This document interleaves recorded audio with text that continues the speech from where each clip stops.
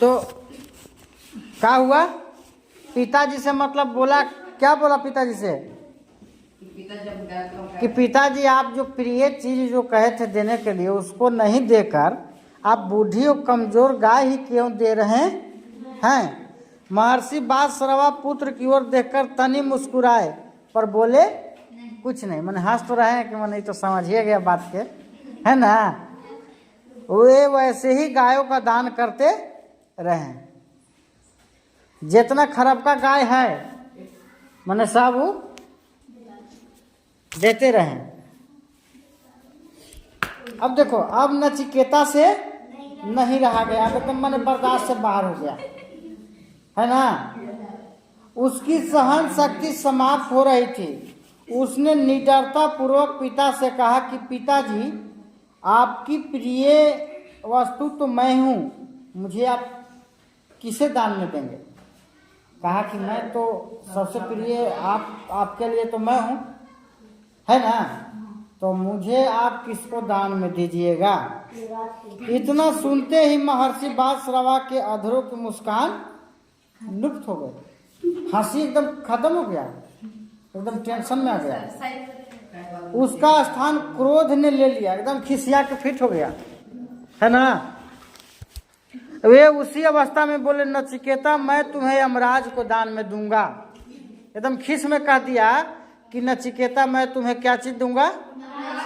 यमराज में जाओ, तुम यमराज के पास जाओ, थोड़ा सा जरूरी है नहीं है। मैं इसे सहर्ष स्वीकार करता हूँ पिताजी। नचिकेता कहा कि मैं इसको स्वीकार करता हूँ, मैं अब जा रहा हूँ ऊपर। नचिकेता ने खुश होकर उत्तर दिया मैं आपकी आज्ञा से यमराज के पास चला जाऊंगा, पर आप यज्ञशाला की सारी गाय ब्राह्मण को दान में अवश्य दे दें। मैं चला जाऊंगा लेकिन आपको भी बढ़िया जो गाय है सब देना होगा ब्राह्मण को, है कि नहीं। इसके बिना आपका सर्वमेघ यज्ञ निष्फल रहेगा। अगर ये बढ़िया गाय नहीं दिए जग में तो आपका यज्ञ सही नहीं होगा। महर्षि बादश्रवा के मुख से क्रोध में निकला, छोटी मुंह और बड़ी बात करता है। जग की मुझे चिंता होनी चाहिए, तुझे नहीं। तुम यमराज के पास जाओ, बाकी मैं स्वयं देख लूंगा। जाओ तुम अपना यमराज के पास। महर्षि बादश्रवा क्रोधावेश में यह भी भूल गए कि नचिकेता उनका एकलौता पुत्र था। वो इहो भूला गए कि एक गो लड़का है, यमराज के दे दिए तो हमरा तो एकदम, है ना।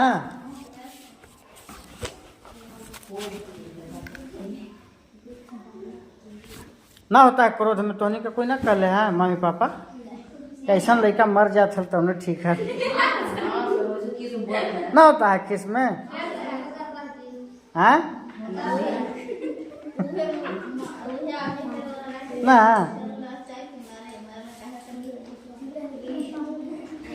महर्षि बादश्रवा क्रोधावेश में यह भी भूल गए हैं, ये तो हो गया। पिता की ओर से मिला हुआ आदेश पर पितृभक्त बालक के लिए ब्रह्मावाक था।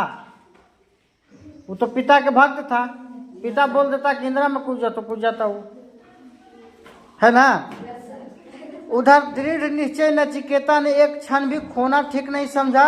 उसने पिताजी के चरण को स्पर्श कर यमराज के पास जाने की अनुमति मांगी। पिताजी को पैर छुआ और बोला कि अब हमको अनुमति दीजिए यमराज के पास, अब प्राण लेके जाएंगे। अब महर्षि बादश्रवा को होश आया कि उन्होंने क्रोध अवश में नचिकेता को यह क्या कह दिया।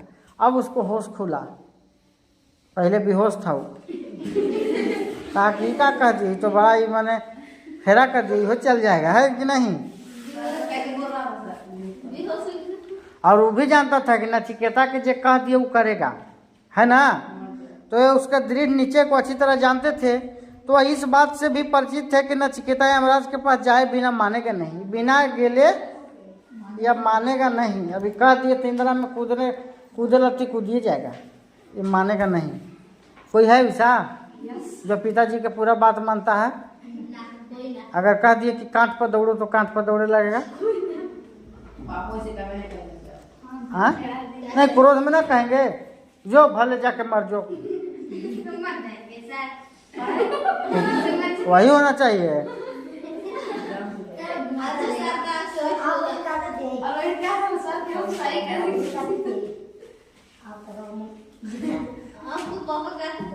फिर भी पिता का स्नेह उमड़ आया, पिता का स्नेह।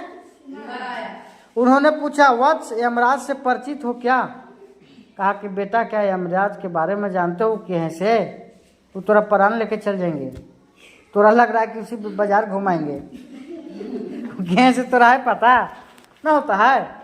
माने जैसे जायला कहा तो मैंने पिताजी को लगा कि एकरा पता नहीं कि यमराज के काम क्या है, यमराज के क्या काम है पता तो नहीं कि ना का प्राण के ले जाएंगे, शरीर के ऐसे छोड़ देंगे, शरीर के यहीं रह देंगे अब प्राण के लेके,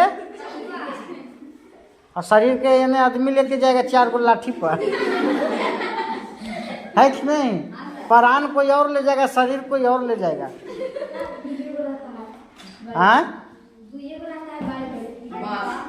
हाँ 2 गो बाँस है, 4 आदमी धारा एकदम सीताराम सीताराम काम खाता।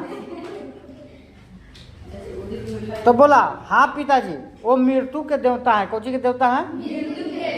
नचिकेता ने सहज स्वर में कहा कि हाँ पिताजी जानते हैं, वो हैं से मैंने जान प्राण लेके जाते हैं आपका, है ना।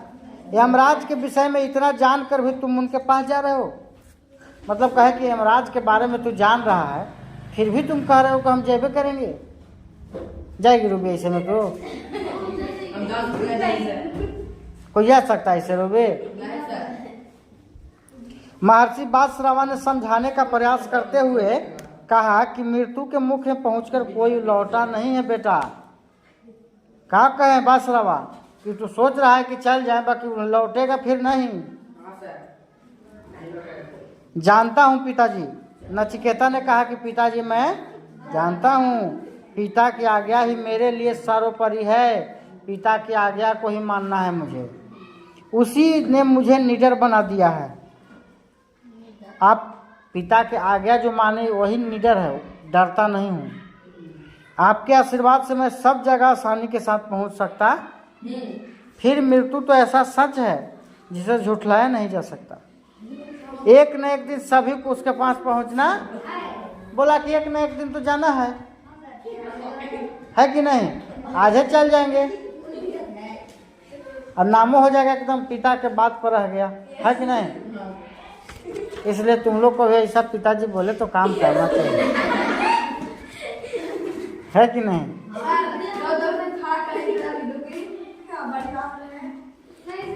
नचिकेता का तर्क न्याय संगत था। उसका जो तर्क था न्याय संगत मतलब सही बात था, है कि नहीं जी?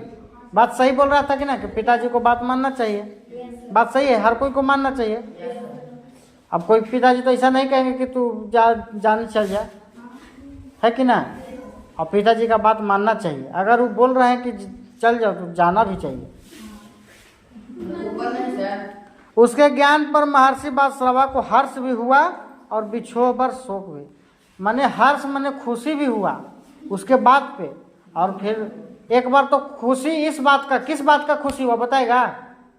बादश्रवा को उसके बेटा नचिकेता पर खुशी किस बात का हुआ? इसलिए खुशी हुआ कि वो आज्ञा का पालन, और दुख हुआ कि चल जाएगा बेटा, मर जाएगा मेरा बेटा, है कि नहीं? है ना? वे पश्चाताप करते हुए बोले, वत्स मैंने तो क्रोधवश में ऐसा कह दिया था, मेरा मतलब यह नहीं था कि तुम यमपुरी जाओ। मैं तो कहा ना कि हम तो खिसिया के मन ऐसी बोल दिए थे, गुस्सा में। हमारा थोड़े था कि तोरा यमराज के पास भेजना था, है कि नहीं? सबके ऐसी होता है। तोनी के कई बार ऐसे कोई बोले होगा, मम्मी पापा बोले होंगे, भले तोनी नहीं बताओ, हमरा तो पता है तोनी के बारे में, है कि नहीं? बात सच्चाई है कि ना?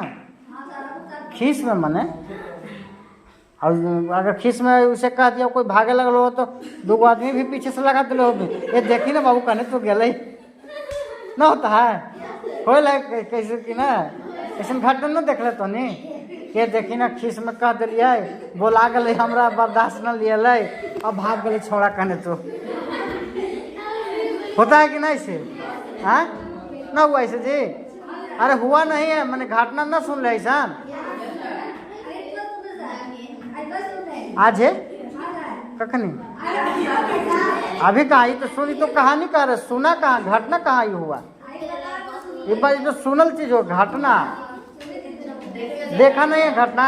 ऐसा के देखा है, हाथ खड़ा करो, यह वाला चीज बा ऐसा खींच में कह दिए कि जो भाग जाए तो चल गए।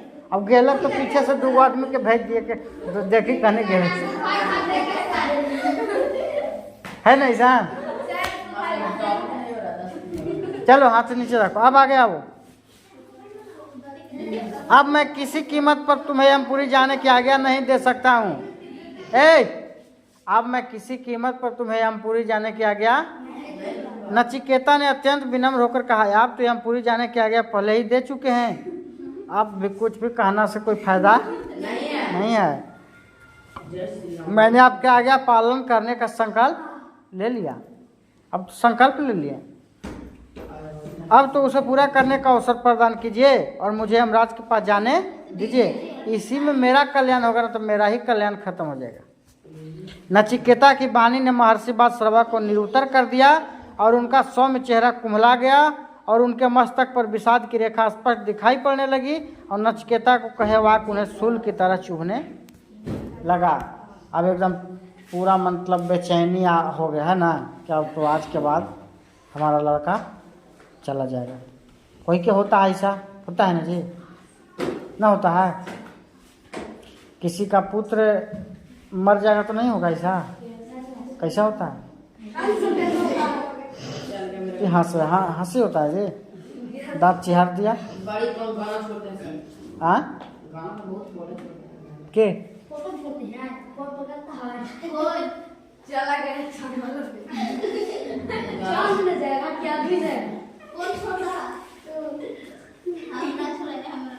तो कम मोबाइल चलाती कभी हम। हाँ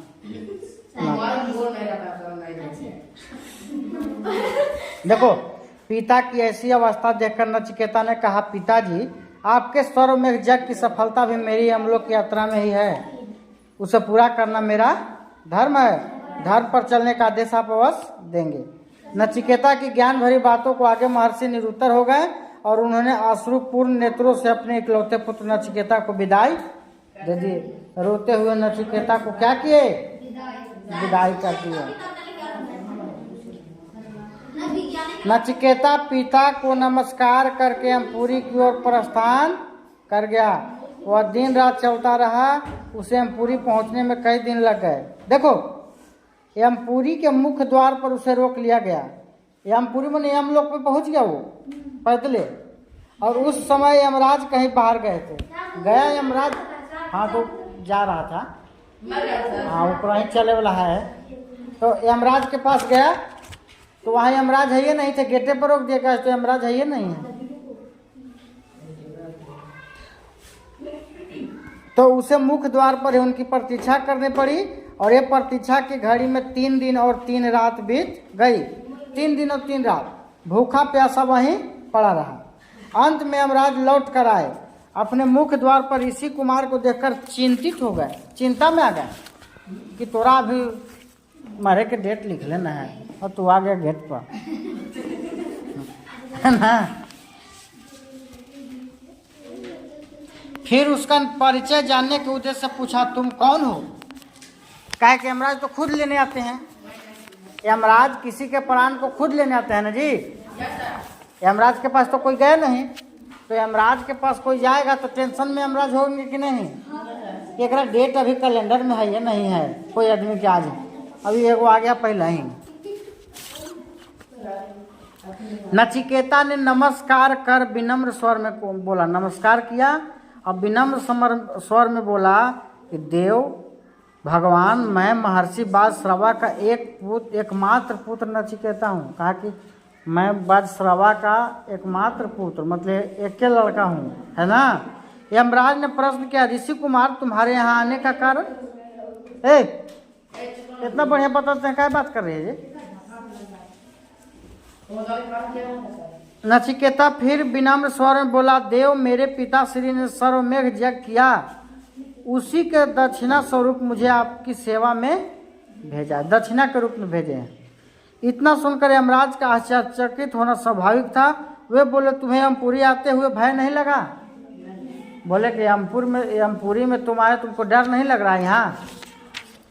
नचिकेता ने सरलता के साथ उत्तर दिया, देव भय कैसा, मेरी दृष्टि में मृत्यु तो सबसे बड़ा वरदान है। सब इंसान की देह उसके साथ देना छोड़ देती है, तब मृत्यु ही उसे कष्ट से मुक्ति दिलाती है। कहा कि जब पूरा कष्ट आदमी को, इंसान को होता है, तो मृत्यु ही उसको मुक्ति दिलाता है कि नहीं जी? पूरा इंसान कष्ट में, पूरा बीमारी से, अगर मौत हो जाए तो कष्ट खत्म, तो मौत ही ना उसको कष्ट खत्म करता है। इसलिए इस मुक्तिदात्री को मैं भय का कारण नहीं मानता, मैंने तो सदैव इसे वरदान रूप में ही स्वीकारा है। कौन कौन यहाँ मृत्यु से नहीं डरता है? हाथ खड़ा करो तो। मरने से नहीं डरता।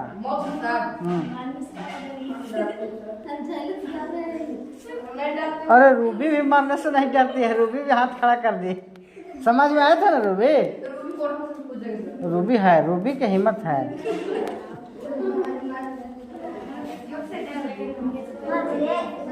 चलो, बालक नचिकेता की बातें ज्ञान और रहस्य से भरी हुई थी। इतनी अल्प अवस्था में इतना गुणवान होना किसी बिरले का ही काम है। इसलिए यमराज को और भी ज्यादा आश्चर्य हुआ। बात कहाँ हो रहा है? बाहरी खड़ा कर रहा हो तुम लोग। बालक की ज्ञान भरी बातों से प्रभावित होते जा रहे थे और कुछ क्षण रुक कर उन्होंने पूछा, नचिकेता तुम 3 दिन से भूखे प्यासे मेरे द्वार पर खड़े हो। नचिकेता तुम कै दिन से हो? 3 दिन से। इस बार नचिकेता मौन रहा, उसने यमराज के इस प्रश्न का उत्तर नहीं दिया।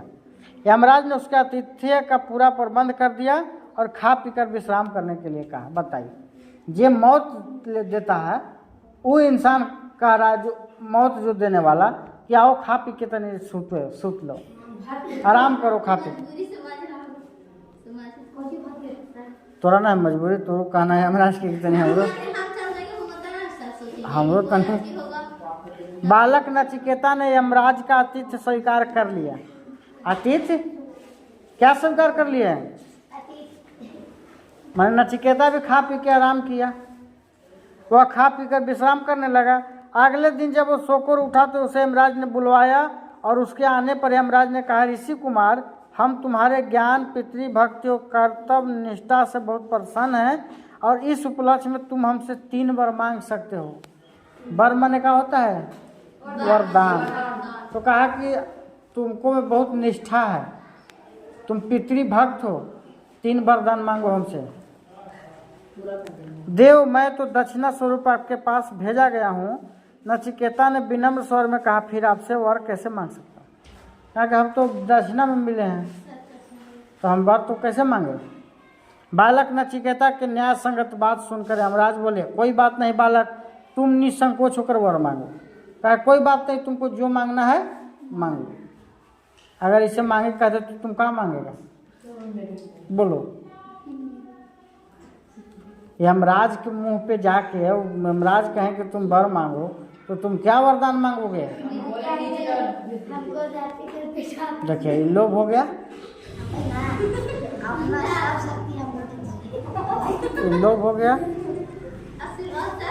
चलो देखो, इस पर नचिकेता जी कहा वही मांगना चाहिए। देखो, इस पर नचिकेता ने कहा, देव, पहला वर तो यह दीजिए कि पिताश्री का मुझ पर से क्रोध शांत हो, मुझ पर से क्रोध शांत हो और उन्हें स्वर्ग में जाकर सफल प्राप्त हो।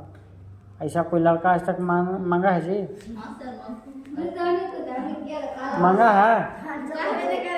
क्या कोई घटना बताएं?